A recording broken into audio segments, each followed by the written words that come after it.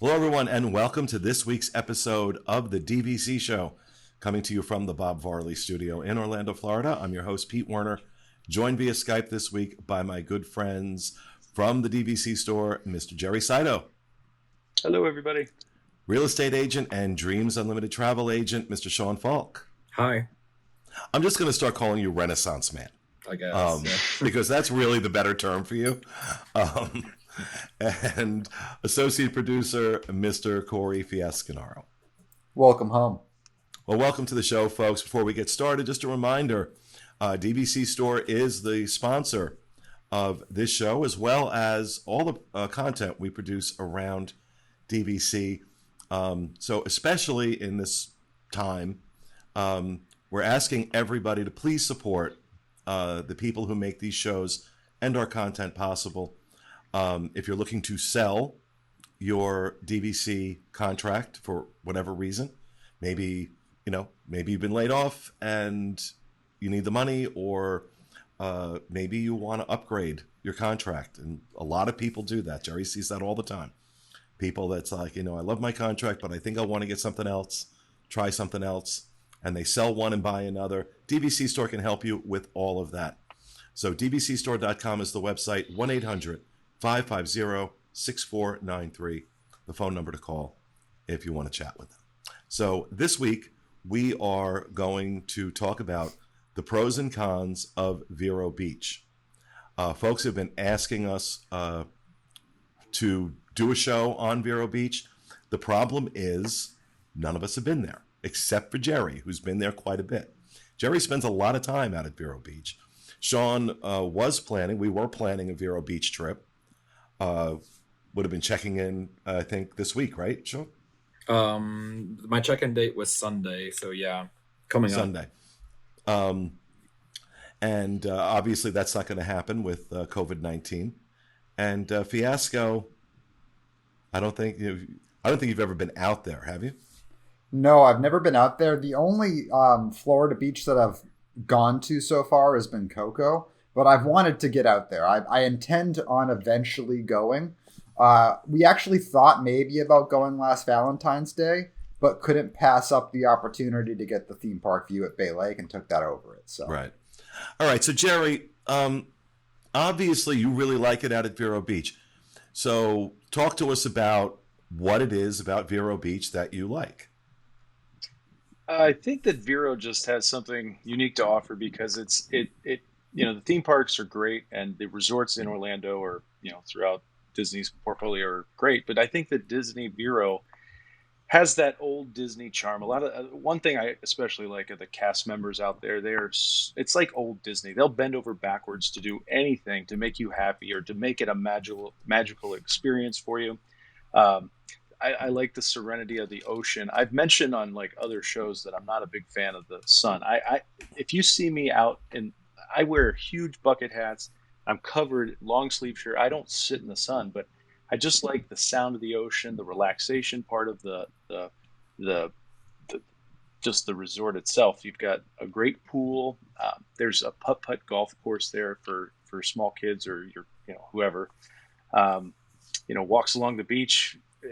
Again, the relaxation aspect to me is what I really love about Vero. It's not like a South Beach where there's a party going on at all times. It's just a quiet place to relax. There's an inbound sales call. That is true.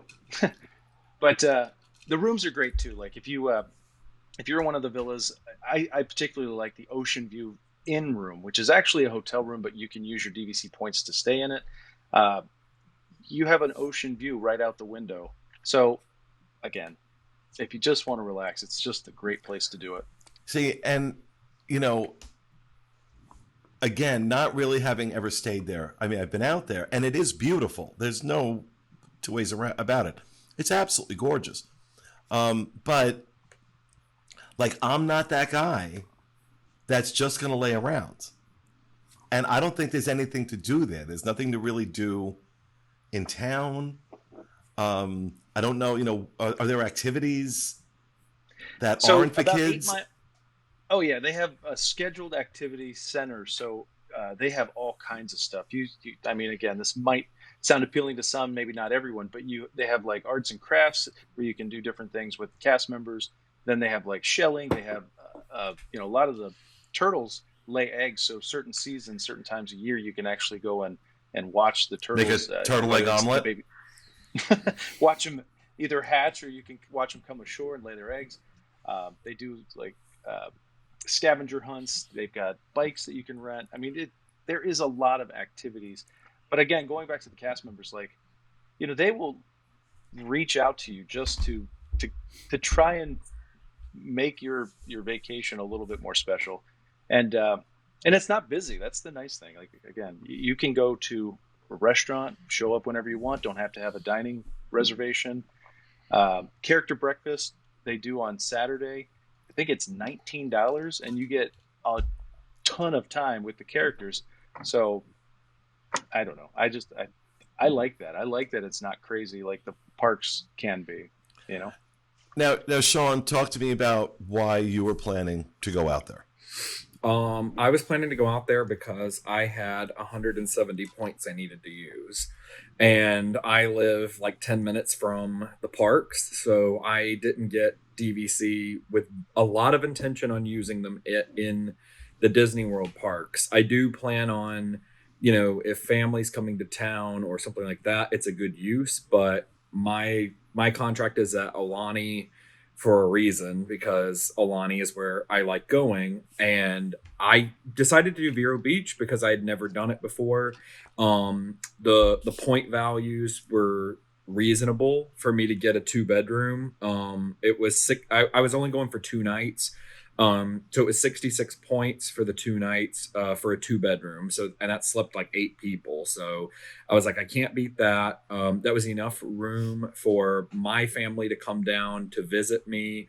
Even when you're in Orlando, you're still over an hour from the beach, and it is very difficult. Like, if you get up in the morning, 9 o'clock, you got to drive out to the beach, do your whole thing. And then I don't like the whole having to drive back home sandy and dirty and all that stuff. And plus I want to feel comfortable to drink at the beach and all that. And it's really nice to just be at a hotel right there. So I thought 2 nights would be enough, just because my family could hang out at my house and then we could spend a couple days there.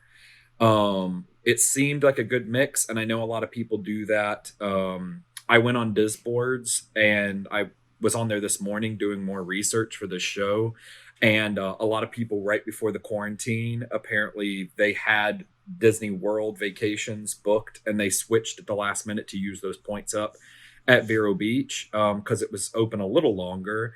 And so they did go to Vero Beach, and everybody raved about the cast members particularly. That was the number one thing throughout, that was like, this is how I remember Disney cast members being in the 90s. And that's the level of service I felt like I got at Vero Beach. And the only lackluster things people talked about was the food. They were just saying that it was pretty generic, like Disney, like the breakfasts were just like the really generic Mickey waffles kind of thing, and that it wasn't there wasn't a particularly special option for dining. And there was one other thing I can't remember that people were saying, but it was overall people seemed to like it a lot. And people talked about a Dole Whip machine. Oh, the hot tub. That was the complaint a few people had, is that there's only one hot tub and it's pretty small. And I guess they were told that this year, during the rehab that they're doing on parts of Vero Beach, they're going to put in more hot tubs and a much larger one really big hot tub, and then a couple of smaller ones, so that there's more space for everybody. So it looks promising. I still want to go. I still want to try it. I don't have any, it's a great fix for me. And I think it's a perfect addition to somebody's Disney World vacation. Do a day in each park and then add like 2 or 3 days onto Vero Beach. I know one of the big cons for Vero Beach, one of the big pros, is the price per point to buy at Vero Beach is really low. Mm-hmm. On the resale market. You can get, incredible. I mean, they're DVC points. It doesn't matter. Mm-hmm. But the con is that because of its location on the beach, and this is true with Hilton Head as well, the dues are astronomical. So, Jerry, I think you can talk to that a little bit more. Yeah, so Vero does have the highest annual dues. They're $10.13 per point. And, the trade-off to Vero, a lot of people see Vero and they're like, wow, $50, $55 a point for a DVC package. That's well under everything else. I'm in. And then you tell them the dues and they're like, oh, I didn't realize that. So the dues are the drawback. That's the trade-off. You can save on the purchase price, but you are going to pay more in annual cost. It takes about 8 to 12 years to own Vero before you end up paying more for Vero than you would have for something else. So if you think you're going to keep this short term, Vero is a good option. But if you're looking long term, more than 10 vacations, 10 years, you're probably, Vero is not the right match because you're going to pay more in annual costs. And going back to like the food, you're right. The character breakfast I mentioned for $19, you're paying for the characters. The food is not very good at all. It's buffet and it's kind of it's nothing great. But the Wind and Waves restaurant that's actually at the property is really good. There's a sandwich shop that's right outside of the Vero Beach Resort. They do great sandwiches for like lunch. And if you really want something good for dinner, there's a place called I think it's called Ocean Grill. And that restaurant is phenomenal. It's right over the water. I mean, it's on the beach, but it's over the water essentially when the tide comes in. And that food is some of the best seafood that you can get. It's really good. Fiasco. Yeah, I was just going to let you jump in here, Fiasco. So I have two questions. For somebody like myself who's considering maybe going in the near future, one, do they have a good spa? I don't know if you're a spa person or you've experienced a spa, but do they have a spa at all? And two, what would you say the ideal amount of time somebody to spend at Vero Beach would be to get everything done? That's a great question. Yeah, great question.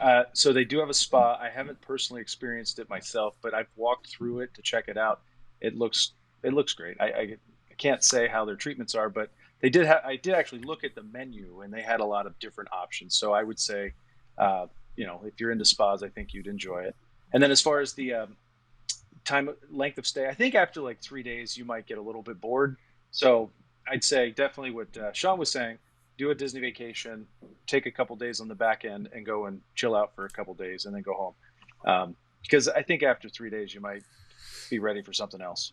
Yeah, I think that's like, I would not a land and sea, like how people do Disney World with a cruise. I think this is like the DVC alternative because obviously you don't want to use direct points on a cruise because you get screwed over. But this is kind of the good alternative. You still get the beach. You still get some of those options. And it's not very far. I mean, it's like 2 hours, correct? Like from Disney World. Hour and 30 minutes. Yeah. So, I mean, it's not bad. You could rent a car just for like 2 days and still have the same pickup and drop off location and you'd be okay with going there. So, I mean, I would definitely go. All right. I never even thought about the spa. That's a bit of a game changer. Like if it's a good spa for a couple of nights to do a little spa weekend. Yeah. Yeah, because you're not really a beach person. So, like, I don't know. Yeah. No. Like, I could go, like, I'm perfectly fine going to the beach and literally just pulling up a towel and just laying there all day. And just, that's it. And if you're not somebody who's going to do that, that's my concern for people is like. Yeah. I'm not that person. I don't like being in the sun and I still can find enjoyment out of that resort, even without going and laying out. That's not it's not me, but again, going one more back time to those cast members, like they do at nighttime, they do a s'mores, and I know other resorts do it, but like the way that the Vero Beach people do it, they get everyone who's around to sing along, and there's like 40-50 people just singing along. So I know it sounds corny, but again, it's not my thing. But as soon as I get there and I get that ether, in the air, I'm like, well, this is kind of fun. I'm going to sing along. I'm going to have a s'mores. This is cool. So anyway. Now, Jerry, I have a question. How have you ever been during Love Bug season? I haven't. I read. I've been during no-see-ums. You've heard of no-see-ums before, haven't you? No. So those are bugs that you can't see that kind of nip at you. And what's nice about the resort is they provide you like a bug repellents. They still can get you, but anyway, I've only been there during the no CM season. Okay, I know what you're talking about. They have them in Puerto Rico. It's awful, but I do remember reading a lot of reports back when we first started doing this with DVC. I was doing a lot of the write-ups at the beginning, and I remember a lot of stuff I read about Vero. They didn't close it, but they did have to close the pools and a couple of things. I think it was 2 years ago for a bit because the love bugs had gotten so bad during that time of year that people were literally not able to. They closed the beach was what it was. So like the resort was still open, but like you couldn't go out to the beach because the love bugs were so bad. And I mean, and they get insane even here in Orlando, but I can't imagine at the coast. So people might want to, if you don't know what they are, you may want to Google it and find out when love bug season is, because that might be. I'd hate for somebody to go and be like, oh, my whole trip was ruined because these bugs are everywhere. We're in love bug season right now. Mm-hmm. So it's September and May is when they come out. They don't bite. They're everywhere. They're just really annoying. Yeah. And you never wear white in love bug season because your white shirt is just going to be black with love bugs all over it. That's what they're attracted to. They're attracted to white and bright things, and it's a nightmare. It's an absolute nightmare. So, Jerry, are there things about Vero Beach that you don't like? You mentioned the food. I guess the fact that it's a little bit secluded. Like again, if you want to go and do something, you have to go in your car or an Uber or whatever to get to some place of entertainment. So there's really, aside from the resort, and if you want to do something outside of that, that's the down. That there's really nothing around. But that could be a positive too. So it just depends on how you look at it. Mel Fisher's museum's kind of far away. They've got Captain Hiram's. Mel Fisher being the treasure hunter, right? Correct. Yep. Exactly. So you could go see some of the Spanish treasure that was discovered off the coast of Vero Beach. Could be interesting. There's a place called Captain Hiram's, which is a nice restaurant. It's kind of, you put your feet in the sand, listen to live music. But you have to leave campus to go and see that stuff. So that's the down, I guess, if you want to go out and about. Okay. For me, it kind of seems. Sorry. Go ahead, Fiasco. For me, it kind of seems like a good contrast, though, because you have in Florida Walt Disney World, which is very much, in most cases, kind of like a go vacation, whereas Vero Beach seems like a very low-key, relaxed vacation. So that I think that further enhances Sean's point of maybe doing a double deal where you do a go Walt Disney World vacation, get as much as you can done in the days that you're there, and then winding down with something like Vero. I think that actually sounds pretty good. Now, Jerry, one final question before we wrap. Who should buy a Vero Beach contract and who should not? So Vero, again, somebody who's looking short term, wants to keep it 3 to 5 years, sees the end, that they're only going to use it for a short period of time. So that would be a good buyer for Vero. For somebody who wants to book farther than 7 months in advance and get, that beach cottage that's right on the beach. We didn't talk about that particular villa, but there is an actual freestanding 3-bedroom beach cottage that you have to yourself. So if you want that, those are very difficult to get. It's like your private house on the beach. So I think if you are looking to book those 3-bedroom beach cottages, I would recommend buying Vero to have that farther than 7-month window to book it, 7 to 11 months. I do have one more. I do have one question. Sure. Jerry, what would you say is the high season versus low season for Vero Beach, so people can pick use year or at least know when they might be able to 7-month their way into something? Well, the spring break, like when kids are out of school, is typically when Vero is at its peak. Off season is like hurricane season. So basically, any September through November reservations pretty easy to get. Okay. And then throughout the year, it's pretty well open for the 7-month window. So if you have other points and you want to stay there, you should be able to get in. But spring break, Christmas, and summer can be really tough. So. Okay. All right. Well, thank you, Thank you, guys. Thank you for joining us. That's going to do it for this week's episode of the DVC show. We hope you enjoyed it. We'll see you again next week. Have a great week, folks.